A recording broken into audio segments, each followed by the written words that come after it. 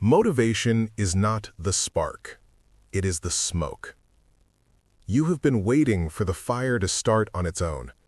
Here is why that wait will last forever. You have felt it 1,000 times. There is something you know you need to do, a project you have been putting off for weeks, a conversation you know you need to have but keep rehearsing in your head instead, a change you have been promising yourself you would make once the conditions are right.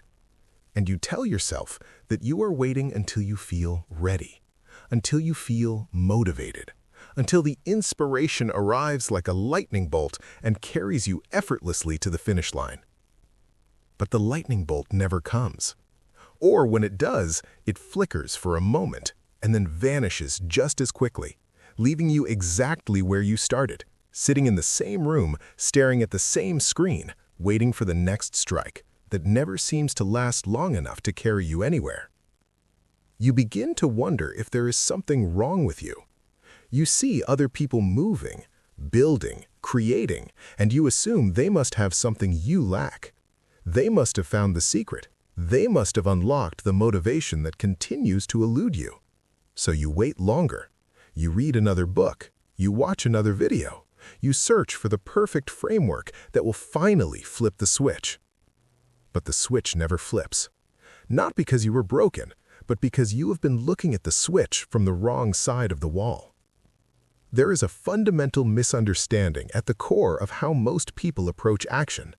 It is taught to us by culture, by media, by the way success stories are told in retrospect. And it is costing you years of your life. It is costing you the projects you never start, the relationships you never deepen, the version of yourself that exists only in your imagination because you are still waiting for permission to become them. Subscribe if you want to understand the machinery behind your own mind, because knowing how the machine works is useless if you never pull the lever. And right now, you are standing in front of the machine, studying the blueprints, waiting for it to turn itself on. The misunderstanding is this. You believe motivation is a prerequisite for action. You believe feeling ready must come before doing the thing. You believe that the sequence of events looks like this: inspiration first, then motivation, then action, then results. This is the model that has been sold to you. It is the model that makes sense on the surface. It feels intuitive. Of course, you would not start something until you feel ready to start it. Of course, you would not run until you have the energy to run. But the neuroscience tells a very different story. The actual sequence is reversed. Action comes first. Then motivation appears as a byproduct of that action.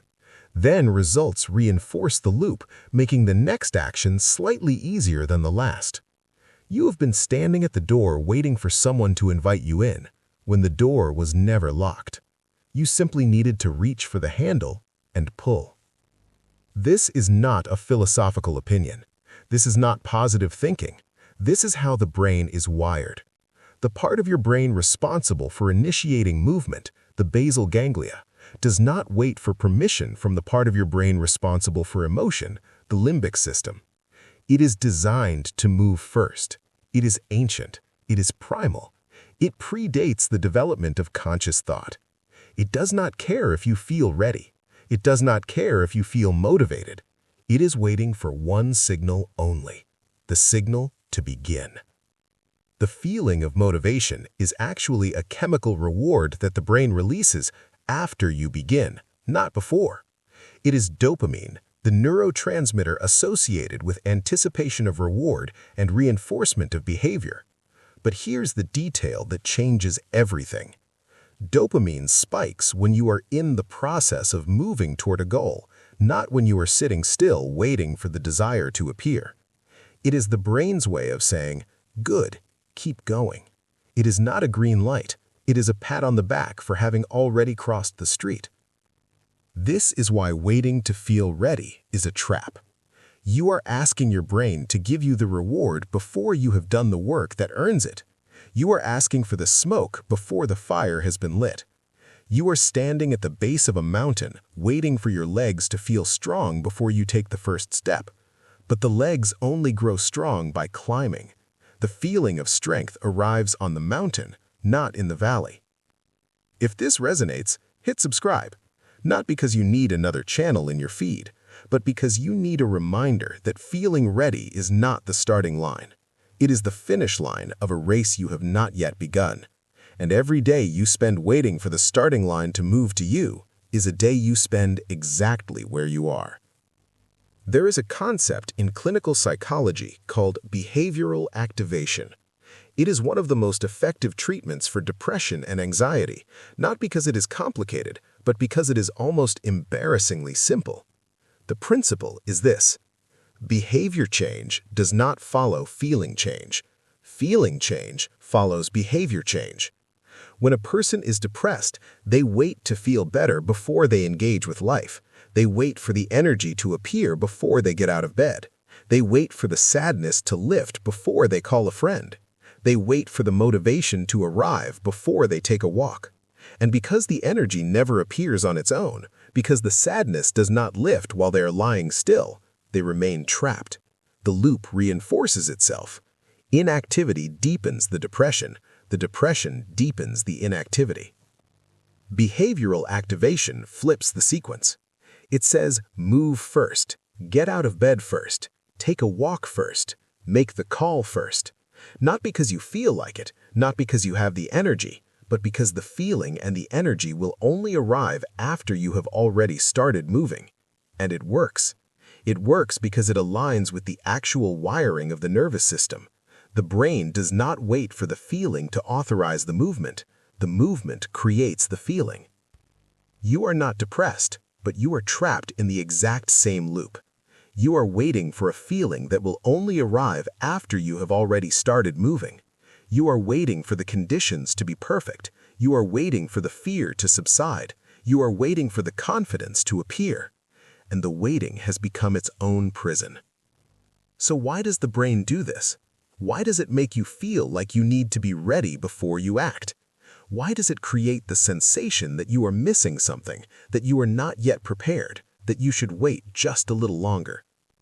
The answer lies in the difference between anticipation and initiation. Anticipation is the period before action. It is when your brain runs simulations of what could go wrong. It activates the anterior cingulate cortex, the region associated with error detection and risk assessment. In anticipation, your brain is designed to find threats. It is doing its job. It is scanning the horizon for danger. And in the modern world, where there are no saber-toothed tigers, but there is the risk of embarrassment, failure, judgment, rejection, and the exposure of your inadequacy, your brain will always find something to warn you about. It will say you are not ready. It will say you need more information. It will say, what if you fail? It will say, what if they laugh? It will say, wait until you are sure. These are not signs that you should not act. These are signs that your brain is functioning exactly as it evolved to function. It is scanning for threats. And because there are no actual threats to your survival, it has elevated social and psychological risks to the level of existential danger. Initiation is the moment you begin. And here is the neurological secret that changes everything. The moment you initiate movement, the brain shifts from anticipation mode to execution mode. The threat scanning circuitry in the anterior cingulate cortex quiets down. The motor planning circuitry activates. The focus shifts from what could go wrong to what is actually happening right now. The brain stops simulating disaster and starts navigating reality. The fear you felt before starting was not a signal that you should not start. It was a signal that your brain was doing its job of scanning for threats. And the only way to turn off that scanner is to begin. You cannot think your way out of anticipation. You cannot reason your way past fear. The part of the brain that does the scanning does not respond to logic. It responds to action. It quiets down when it receives evidence that you are moving, that you are not in danger, that the disaster it predicted has not materialized. You have been waiting for the fear to disappear before you act, but the fear is designed to disappear only after you act. You have been waiting for the door to open, but you are the one holding the key. You have been standing in the hallway, looking at the door, waiting for someone on the other side to invite you in. But there is no one on the other side. There is only you, and the door has been unlocked the entire time.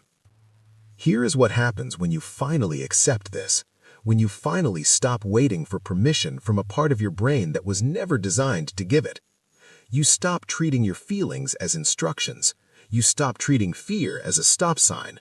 You stop treating doubt as evidence that you are on the wrong path. You stop treating the absence of motivation as a reason to remain still.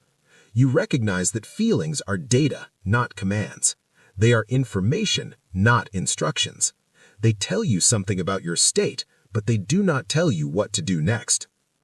You stop waiting for permission. You stop outsourcing your decision-making to an emotional state that is as temporary as weather.